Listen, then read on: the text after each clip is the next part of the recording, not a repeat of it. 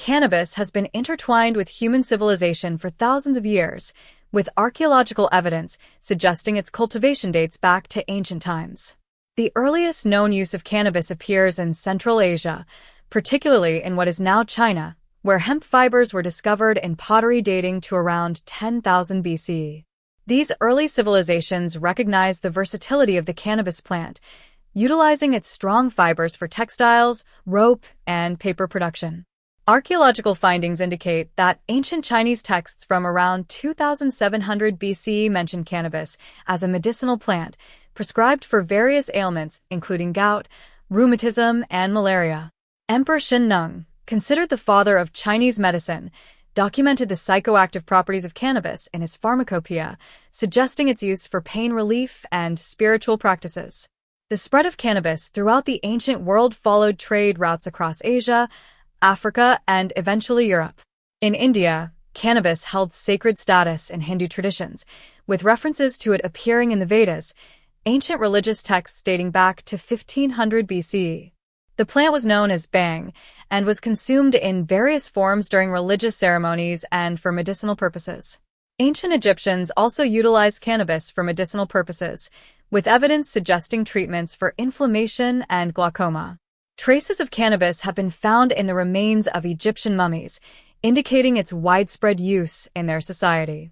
Similarly, the Scythians, nomadic warriors of Central Asia, incorporated cannabis into their funeral rituals, burning the seeds to create intoxicating smoke as described by the Greek historian Herodotus around 450 BC.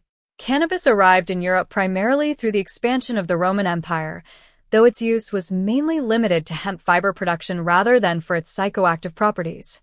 Throughout the medieval period, hemp became an essential crop across Europe, providing materials for sails, clothing, and rope that fueled maritime exploration and trade. The plant journeyed to the Americas with European colonists in the early 1600s, where it was grown primarily for industrial purposes. Hemp cultivation was so vital to the early American economy that in 1619, the Virginia Assembly passed legislation requiring every farmer to grow hemp. Even founding fathers George Washington and Thomas Jefferson grew hemp on their plantations, recognizing its economic importance. Cannabis as a medicinal and recreational substance gained popularity in Western medicine during the 19th century. European physicians, particularly in France and Britain, began studying its properties after exposure to its use in India and the Middle East. By the late 1800s, cannabis extracts were widely available in American and European pharmacies, prescribed for conditions ranging from pain and insomnia to appetite stimulation. The early 20th century marked a turning point in the history of cannabis, as attitudes began to shift dramatically toward criminalization. This transformation was largely driven by economic interests and racial prejudices rather than scientific evidence or public health concerns. The decline of cannabis began in the United States, where a perfect storm of factors converged to demonize the plant. In the 1930s, the development of synthetic fibers, particularly nylon by DuPont, created powerful industrial interests opposed to hemp production. Simultaneously, Harry Anslinger, the first commissioner of the Federal Bureau of Narcotics, launched a propaganda campaign associating cannabis use with Mexican immigrants and African Americans, stoking racial fears among the white population. The media magnate William Randolph Hearst, who had significant investments in timber for paper production, also supported anti-cannabis campaigns through his newspapers, viewing hemp as a threat to his business interests. These efforts culminated in the Marihuana Tax Act of 1937, which effectively criminalized cannabis throughout the United States by imposing prohibitive taxes on all hemp products. The legislation was passed despite objections from the American Medical Association, which recognized the medicinal value of cannabis. Following World War II, the United States began exerting diplomatic pressure on other nations to adopt similar prohibitionist policies. This pressure was particularly strong on countries like India and Thailand, where cannabis had long cultural and religious traditions. The United States threatened economic sanctions and withdrawal of foreign aid to countries that did not comply with its drug control policies. In Thailand, cannabis had been used traditionally in cuisine, medicine, and as a muscle relaxant for laborers. Despite this cultural significance, Thailand criminalized cannabis in 1934 and strengthened these laws under American pressure with the Cannabis Act of 1979.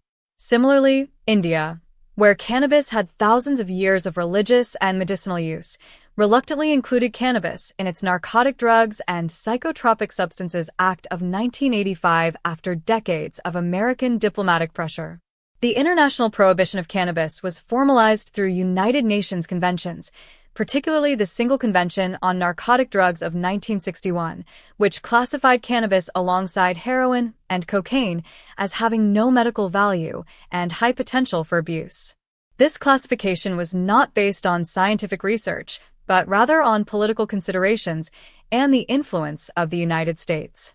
The criminalization of cannabis had profound social consequences, particularly in the United States, where enforcement disproportionately targeted minority communities.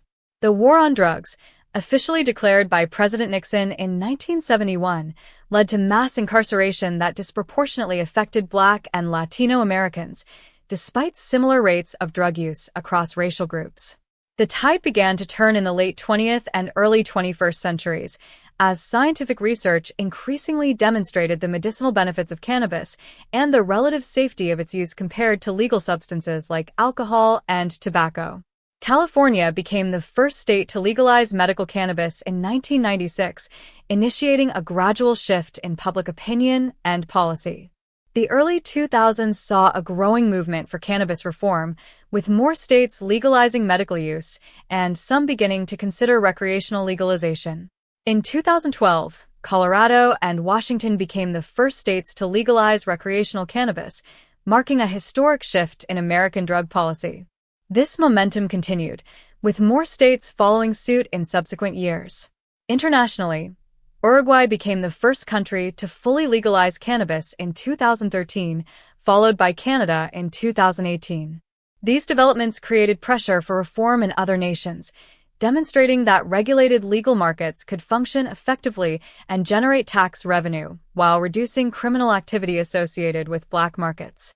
In a surprising development, Thailand became the first country in Asia to legalize medical cannabis in 2018, reversing decades of strict prohibition. This was followed by full decriminalization and a groundbreaking move to remove cannabis from its list of controlled substances in 2022, effectively legalizing it for personal use and cultivation. This dramatic policy reversal was driven by recognition of the economic potential of the cannabis industry and the traditional role of the plant in Thai culture and medicine. Germany has also moved toward legalization, with legislation passed in 2023 allowing personal cultivation and possession, though with restrictions on commercial sales. Spain has maintained a system of cannabis social clubs operating in a legal gray area, allowing members to collectively grow and share cannabis in private settings while awaiting more comprehensive legislation. The global trend toward cannabis reform represents a significant shift in drug policy, moving away from criminalization toward regulation and public health approaches. This transformation has been driven by changing public attitudes, growing scientific evidence about cannabis, recognition of the failures and inequities of prohibition, and the potential economic benefits of legal markets. The history of cannabis illustrates how a plant with thousands of years of human use became demonized in the 20th century due to economic interests, racial prejudice, and political factors rather than scientific evidence. The ongoing process of reform represents a correction to this historical anomaly, as societies increasingly recognize the potential benefits of cannabis when properly regulated and the harms caused by criminalization. As more regions move toward legalization, questions remain about how to design regulatory frameworks that maximize benefits while minimizing potential harms, especially to young people. The emerging legal cannabis industry also raises issues of social equity, ensuring that communities most harmed by prohibition have opportunities to participate in the new market. The story of cannabis continues to evolve, with its legal status reflecting broader social, political, and economic currents in societies around the world.